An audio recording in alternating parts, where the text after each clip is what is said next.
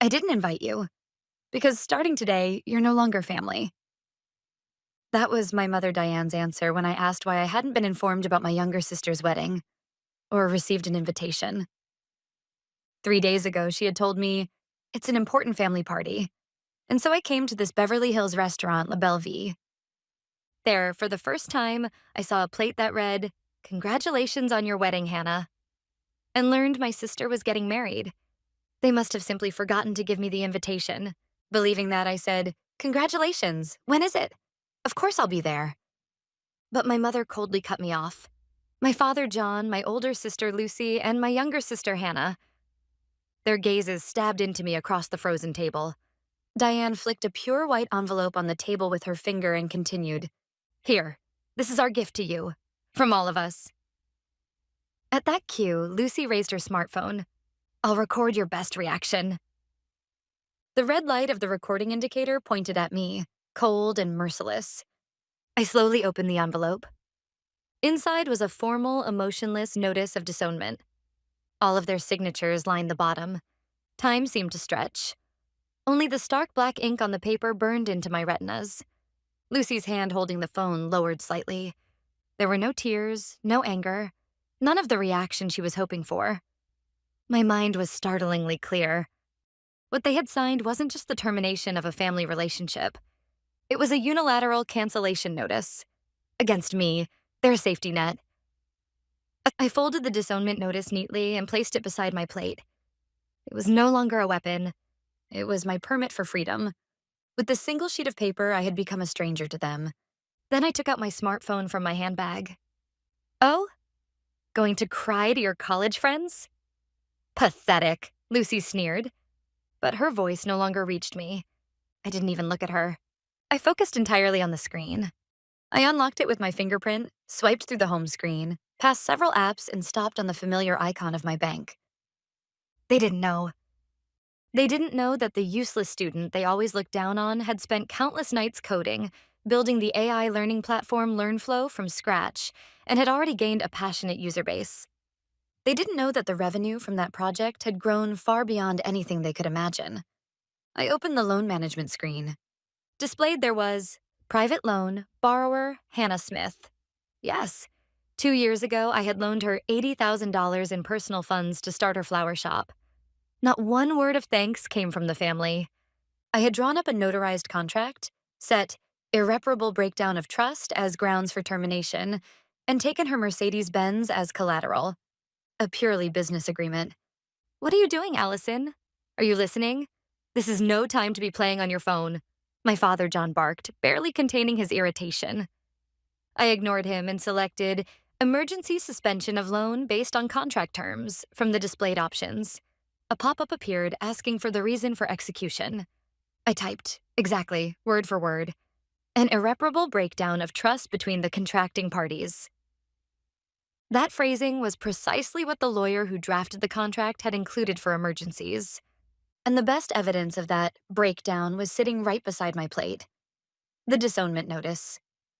Once the entry was complete, a red button appeared in the center of the screen. Confirm? That single word gleamed with cold, absolute authority. Without hesitation, I pressed the button. Firmly, deeply, a sterile green message appeared. The procedure has been completed. I placed my phone back in my bag and stood up. Ignoring my stunned family, I turned to Hannah and calmly, clearly said, "I'm looking forward to your wedding." It was a declaration of war. They had no way of knowing its true meaning. After I left the restaurant, the family laughed off my declaration as nothing more than empty bluster, the hollow threat of a powerless daughter they had disowned. Convinced of their absolute victory, they went home satisfied. But starting the very next day in Hannah's perfect world, a small yet unmistakable discordant note began to sound. The first sign came in an email from the Dutch flower importer that was Hannah's main supplier. "Hannah, the payment for next week's special wedding order has been declined by your bank. Please check immediately." Hannah brushed it off as nothing more than a banking system glitch. 2 days later, the store's credit card company called. "Miss Smith, your corporate card is currently unavailable. There may be an issue with your credit limit." "There's no way.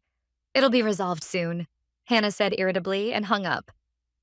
3 days before the wedding, a notice arrived from the real estate company that handled the store's lease, stating that next month's rent payment was overdue. The small cracks widened steadily with each passing day.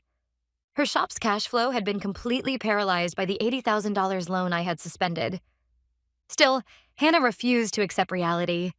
She concluded that all of it was simply my jealous sister's pathetic harassment. Her pride prevented her even from telling our parents the full extent of her troubles. Allison is just causing a bit of annoyance. I have loyal customers. Once the wedding is over, I'll get everything back on track. She repeated those words to her reflection in the mirror, unaware that this misplaced confidence was tightening the noose around her neck. Meanwhile, I was quietly and steadily preparing my next move. Sitting before my monitor, I held several online meetings with my legal advisor, Mr. Watson, gathering further evidence that I would present on the day of the wedding. Yes, they must have forgotten. 5 years ago, when my father's business failed and their luxury house was about to be seized, it was me who paid their mortgage for 9 months. Those remittance records, the bank transaction statements, every bit of it was saved perfectly as digital data. Hannah's confidence and ignorance, and the irrefutable evidence in my hands. They had no idea that the wedding a week later would become the stage for their true judgment. The day of the wedding, the chapel of the coast in Malibu Hills looked like something out of a dream. On the terrace overlooking the ocean, tables covered with white cloth were lined up, adorned with flowers Hannah had likely scraped together from the last of her inventory. The cheerful laughter of guests and the clinking of champagne glasses blended with the gentle melody of the string quartet. My parents smiled triumphantly as guests showered them with praise in their role as the bride's parents. My sister Lucy chatted proudly with her friends. To them, I no longer existed. This was their perfect day, after erasing the stain of their inconvenient daughter. Hannah played the blissful bride flawlessly on the surface, but her smile was stiff, and several times I noticed her slip away from the crowd to check her smartphone obsessively. Messages from creditors were gnawing at her composure. The wedding's highlight, the champagne tower ceremony, was just about to begin when it happened. A subtle stir rose at the entrance. The guests turned. Standing there was me, Allison. Dressed in a simple yet elegant black dress, I stood quietly, alone. Of course, I had no invitation, but no one could stop me. Everyone here knew I was part of this family. The moment my supposed family recognized me, their smiles vanished from their faces. What replaced them was surprise, displeasure, and a hint of fear. Hannah went pale as if she'd seen a ghost, the hand holding the champagne bottle trembling. Ignoring their panic, I offered a calm, gentle smile and walked straight toward them. The guests watched, holding their breath, waiting to see what would unfold. At some point, the string quartet had stopped playing. On their perfect stage, an uninvited main character had just stepped into the spotlight. "Allison, why are you here?" Lucy's voice was tight and trembling, filled more with shock than anger. My father glared at me silently, as if he believed that gaze alone could drive me out. I stood before them and, smiling pleasantly, but loud enough for every guest to hear, said, "Of course, I'm here to celebrate my lovely sister's wedding. Congratulations, Hannah." At those words, Hannah's shoulders jolted violently. From the small gift bag in my hand, I pulled out a sheet of paper. A copy of the disownment notice they had handed me just a week earlier. "And this is the heartfelt gift all of you gave me last week. Today I brought a return gift." A wave of murmurs rippled through the guests. Whispers of "disowned" rose from various corners of the venue. I took the microphone from a nearby stand and slowly walked toward the stage. The host tried to stop me, but my father raised his hand to halt him. He didn't want to escalate the scene any further. He was waiting for me to say something foolish and destroy myself. Standing on the stage, I swept my eyes slowly over the faces of the guests, one by one. Then, still smiling gently, I spoke into the mic. "Everyone, thank you for gathering today to celebrate my sister Hannah's wedding. I'm her older sister, Allison Smith. Today, in honor of this wonderful occasion, I would like to share with you all a little bit about the secret of success behind the Smith family, particularly my sister Hannah." A hush fell over the venue, as if someone had poured water over the entire room. Hannah's face was past pale, an ashen, sickly shade. I took a slow breath. The curtain on the show had just risen. "Many of you are probably customers of Hannah's beautiful artistic flower shop, Fleur de Rêve. This was how I opened my speech. Several women among the guests nodded proudly. They were regulars at Hannah's shop, devotees of her success story. Hannah, hearing her shop praised, allowed the slightest hint of relief to surface on her face. But that relief shattered completely with my next words. Hannah built that shop into a popular business in just 2 years through her talent and hard work. However, perhaps many of you don't know where the beginning of that dream came from. I paused for a breath, then continued clearly, loud enough for the entire venue. The initial capital for that shop, $80,000, was a loan from me, taken from my personal assets. At that moment, a massive ripple swept across the room. Guests stared in disbelief, first at me, then at the deathly pale Hannah, then at our frozen parents. The loyal customers of the shop reacted with shock. I thought Hannah said she built everything herself. The whispers were loud enough the microphone could have picked them up. Ignoring the swelling commotion, I continued, calm and steady. Of course, this was not a gift. There was a notarized contract. It was a purely business loan. And in that contract, it is clearly written: in the event of a serious breakdown of trust between the parties, full repayment shall be required immediately. I took out another sheet of paper, a copy of the contract stamped by the notary office. And then, 1 week ago, my beloved family proved, by delivering this disownment notice, that the trust between us had been completely and irrevocably shattered. Therefore, in accordance with the contract, I terminated the entire $80,000 loan 1 week ago. Hannah's knees buckled. She collapsed onto the floor, gripping the hem of her wedding dress. The reason her shop was falling into a financial crisis. The brutal truth was revealed before all the guests. Even as Hannah crumpled and the venue erupted into chaos, I did not stop speaking. My next targets were John and Diane, glaring at me with hatred from the stage. Of course, this is not the first time I've provided financial support to my family. My tone remained gentle, but cold as I dropped the next bomb. Many of you know my respected father, Dr. John Smith, and my mother, Diane. Many of you have likely visited the lovely Smith residence in Beverly Hills, the symbol of my father's social status and the pride of our family. The guests gulped audibly. Many had surely attended parties at that luxury house. Everyone knew its grandeur. But what none of you know is that 5 years ago, that house was on the verge of foreclosure. My father John's face began turning a blotchy shade of red and black with rage. "Stop it, Allison." His voice sounded more like a desperate scream than a threat, but I did not stop. After my father's real estate investment failed, the Smith family was on the brink of bankruptcy. And during that time, without anyone knowing, someone paid the mortgage on that house for 9 months. I gripped the microphone and slowly pointed at myself. That person was me. The venue fell into a shock, so deep, it turned into silence. No one wanted to miss a single word of this unbelievable revelation. Every eye in the room was locked on me. I believed helping my family was natural. I never asked for anything in return.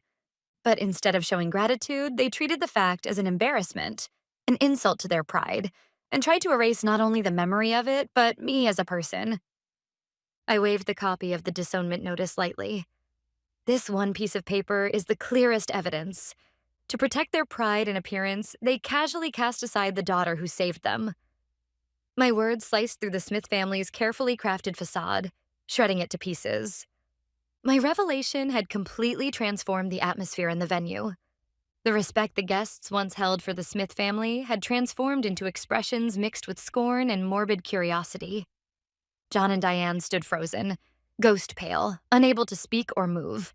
Then it happened. Hannah, still collapsed on the floor, suddenly burst into a wailing scream. Ah! That was the beginning of her perfectly calculated performance as a tragic heroine. Hannah lifted her tear-streaked face and, with a trembling voice, appealed to the guests. Everyone, please listen. What my sister said may not be entirely false. Yes, I did borrow money from her. And yes, there were times when she helped my parents with their mortgage. A soft murmur rippled through the room. Hannah was trying to make herself appear honest by admitting only what she couldn't deny. Through sobs, she continued, "But all of that was because my sister has always been jealous of me. She couldn't stand that I was loved by our parents, that I was achieving my dreams." She used that money to control me, to keep me under her thumb. And when I got engaged, her jealousy reached its peak. That's why she's ruining everything today. This special day, so she can take everything away from me. She wiped her tears with the hem of her dress, letting out a frail, broken sob. I only ever wanted to succeed on my own. But my sister's jealousy is destroying my dream. I'm the victim here. Her dramatic performance began drawing sympathy from part of the audience, especially those who didn't know the real situation. John and Diane must have sensed a chance to turn things around. They put on expressions of worried parents, gently holding Hannah's shoulders, playing the roles they were most skilled at, the victims. Hannah's tears did win over a few guests, but she made one fatal mistake. She forgot that among the guests were her most loyal customers, people who wholeheartedly believed in the beautiful fiction of her success story. Moments after Hannah's performance, a woman stood up. She was one of the most well-known fashion bloggers in Los Angeles. With a cool, steady voice that carried across the room, she addressed Hannah. "Hold on, Hannah.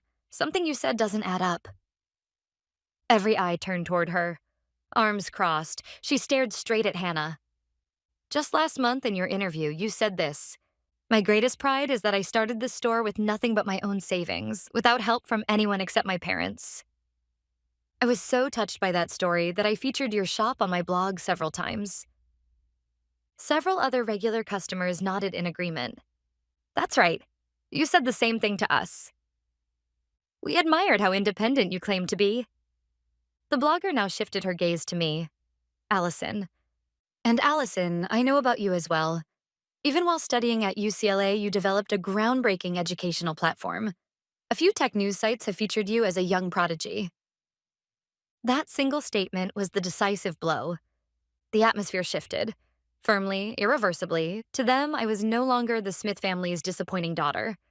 I was the independent creator of LearnFlow.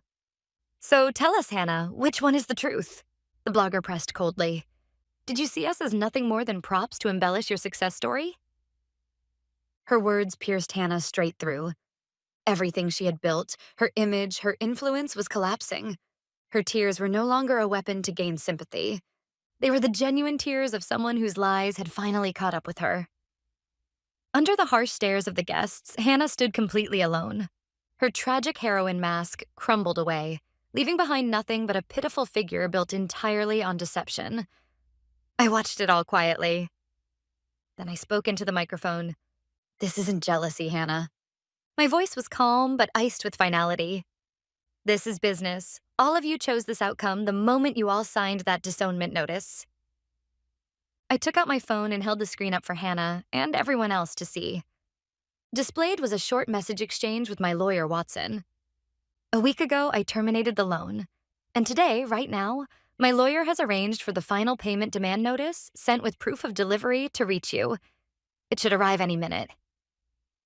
At those words, Hannah gasped. "The moment you receive that document, you'll have 10 days to pay. If you fail, then, per the contract, your white Mercedes will be seized, and your shop, along with all assets, will be liquidated through formal procedures." I returned the phone to my pocket, set the microphone back on the stand, and stepped down from the stage. I walked past my stunned family without a glance. As I moved toward the exit, Hannah's shrill scream stabbed at my back. "Wait, please, Allison, we can talk about this." I stopped once. Without turning around, I delivered my final answer. "I received your letter, and this is my reply." After those final words, I never looked back. As I left the wedding venue, I saw a man in a suit entering the hall at the same time, carrying an envelope heavy with legal significance. He was a messenger arranged by my lawyer, Watson. I stepped into my car, the cold Malibu breeze brushing against my cheek. In the mirror, the lavish entrance of the wedding hall shimmered under the lights, now nothing more than a distant world that had absolutely nothing to do with me. I started the engine and pressed the accelerator. The car slid forward and disappeared into the night. It was the moment I became completely free, physically and mentally, from the past that had bound me for so many years. Weeks passed. My life regained a quiet, almost startling calm. When lawyer Watson informed me that the restraining order against my entire family had been officially approved, I felt nothing but an oddly serene stillness. That day, as usual, I was seated in front of my monitors, focused on updating LearnFlow. A short message arrived from Mr. Watson, along with a single news link. For your reference, he wrote. Curious, I clicked it. The page displayed an article from a Los Angeles gossip site. The headline read, "One month after the tragic wedding, the spectacular downfall of the Smith family." As I scrolled, the consequences, far beyond anything I'd hoped for, were recorded in unemotional detail.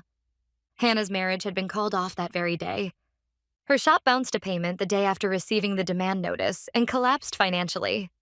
Her Mercedes was seized and auctioned off. Even then, she was left with $55,000 in debt.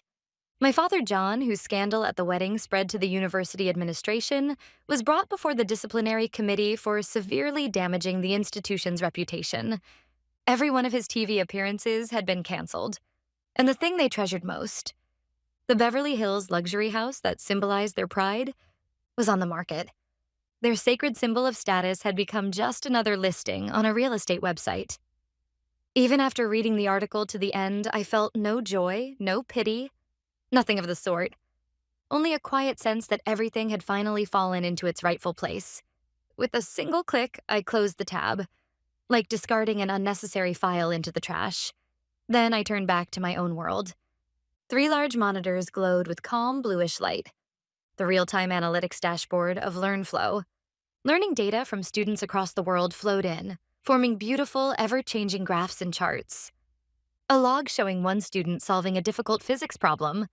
A progress graph showing another student finally conquering a math unit they had struggled with. Here, there was no jealousy, no pretense, no betrayal. Only pure intellectual growth and the honest results of one's effort. This was the world I wanted to build. I glanced out the window. The lights of Los Angeles spread like scattered jewels. Once, those same lights had represented the glamorous world from which my family excluded me. But now, those lights feel different, like the quiet breaths of countless people just like me, fighting to shape their future with no one to rely on but themselves. In the corner of the screen, the number of registered users is displayed. It has grown even more since that day, now surpassing 20,000. I take a slow sip of the coffee I have made, the first coffee of my new life, and I smile quietly. Real worth isn't created by blood ties or by others' opinions, and sometimes closing a door gently is the most eloquent answer of all.